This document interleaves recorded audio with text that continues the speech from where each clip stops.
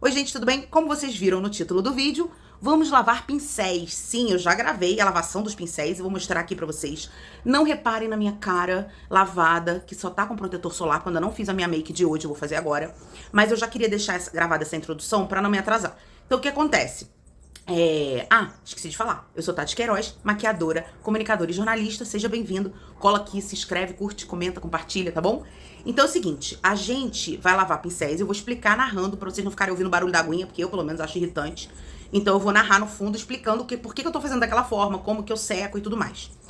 Agora, muito importante de falar, e aí eu já vou prender o cabelo, que eu não estou aguentando de calor. Eu vou repetir o que eu já falei no vídeo mostrando a minha coleção de pincéis, porque o que acontece? Pode ser que alguém veja esse vídeo e não tenha visto o outro, né? Então é o seguinte, nesse case aqui, ó, que roda, eu tenho os pincéis em uso no momento, tá? Então todos de tudo que eu preciso. E eles ficam aqui. O que eu faço com eles cada vez que eu uso? Cada vez que eu uso eles, seja produto cremoso ou em pó, eu tenho uma toalhinha agora, que eu troquei ontem, então não tá aqui no momento. E aí eu uso esse produto aqui, que eu compro de galão. Vale muito mais a pena comprar, sim, que esse aqui é o Blush Cleanser, da Class Vogue. É um roxinho, tá? Muitos maquiadores usam ele. E aí eu vou abastecendo esse aqui, pequenininho, porque ele tem 3 tamanhos. Esse, um outro e esse. Esse aqui tem meio litro. E é bom que dura pra mim aí uns 6 meses, esse meio litro, tá? E aí eu vou abastecendo aqui. O que eu faço? Pego, borrifo na toalhinha, pego o pincel e faço assim, pra tirar o excesso do produto, tá? Coloco aqui, deixo uns 10 minutos pra ele evaporar, se tiver alguma, pra não ficar molhado, eu tampar ele molhado. E aí eu tampo e deixo aqui, tá? Eu vou fazer isso o mês todo. Depois de um mês, eu vou tirar todos eles, vou lavar todos. Que é como eu vou mostrar pra vocês como que eu lavo, tá? Como que eu deixo eles secando. Então, uma vez por mês, eu troco esse set de pincéis. Aí eu pego outro set de pincéis, coloco no lugar desse. E aí, quando esses estiverem secos, aqueles que eu lavei, eles voltam pra case. Essas cases aqui, que eu tenho várias, tá? Eu tenho 12 cases dessas cheias de pincel. Então, eu vou fazendo isso, eu vou trocando. Ai, Tati, mas eu não tenho essa quantidade de pincel. O que você vai fazer? Minha amiga, meu amigo, meus amigos. Você vai usar esse aqui no dia a dia. O pincel de base, você vai lavar a cada 4 usos. É o que eu faço. Então, pego o pincel de base. Você vê que aqui, por exemplo, tá sem nenhum pincel de base. Porque eu lavei na nossa demonstração. Eles estavam aqui. Eu já tinha usado cada um deles umas 4 vezes. Aí eu tiro e troco. Porque o pincel de base, ele vai engordurando a cerda. Então vai ficando mais difícil de você limpar. E vai mudando a performance da aplicação do produto. O pincel perde a maleabilidade, não fica tão legal a aplicação, começa a riscar, se ele tá muito cheio de produto, entendeu? Então é isso. Dito isso, vamos lavar os pincéis. E a gente se vê no próximo vídeo, espero que sexta-feira, com a make da maravilhosa Anya no filme Entre Montanhas, tá bom? Beijo! Então vamos lá, eu tô pegando o pincel sempre apontado pra baixo, vocês vão ver. Molho ele, pego o sabão de coco em barra, e normalmente eu não deixo a água correndo assim, mas é que eu tava fazendo 1000 coisas ao mesmo tempo, acabei esquecendo, mas em geral vou fechando em 3 etapas, tá?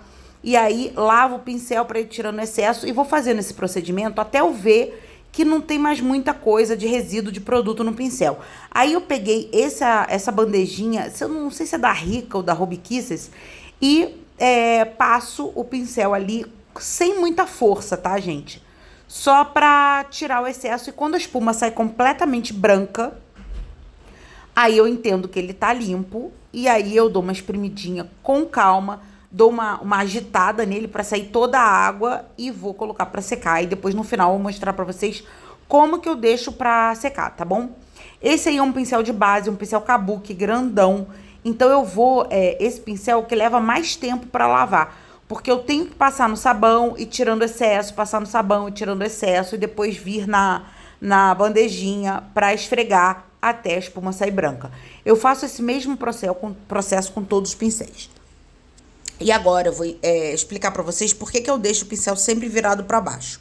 No momento em que você molha o pincel, essa água, ela vai entrar pelas cerdas e vai... Tá vendo essa parte prateada do pincel?